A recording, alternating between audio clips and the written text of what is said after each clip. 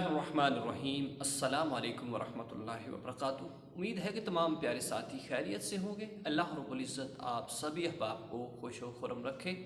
تو پیارے ساتھیوں، اللہ رب العزت سے جو تعلق ہے، جو ربط ہے، اس کو ہر لمحہ مضبوط کیجیے۔ اللہ رب العزت اپنے اس بندے پر بڑا فخر کرتے ہیں، اپنے اس بندے سے بڑا ہی خوش ہوتے ہیں کہ جو بندہ اس کی یاد کے اندر رہتا ہے، جو بندہ اس کا ذکر کرتا ہے۔ کہ جب دنیا کے لوگ اپنی جوانی کو، اپنی خواہشات کو دنیا کے پیچھے مٹا رہے ہوں، پھر اس کے وقت جوانی کا وقت ہو تو وہ دنیا کی مصروفیت کو چھوڑ کر، دنیا کے یعنی کہ رنگینیوں کو چھوڑ کر اللہ رب العزت کی بارگاہ میں اپنے تعلق کو مضبوط کرنے کے پیچھے لگا ہو۔ وہ رب اپنے بندے سے بہت ہی زیادہ، بہت ہی بڑا، بہت ہی زیادہ پیار کرتا ہے۔ وہ نہیں چاہتا کہ میرا بندہ کسی مشکل کے اندر آئے، میرا بندہ کسی پریشانی کے اندر آئے۔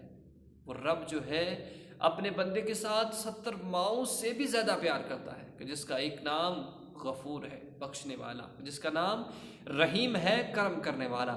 وہ اپنے بندے پر بہت ہی زیادہ کرم فرماتا ہے، اپنے بندے کے اوپر بہت ہی زیادہ اپنے انعام و اکرام نچھاور کرتا ہے۔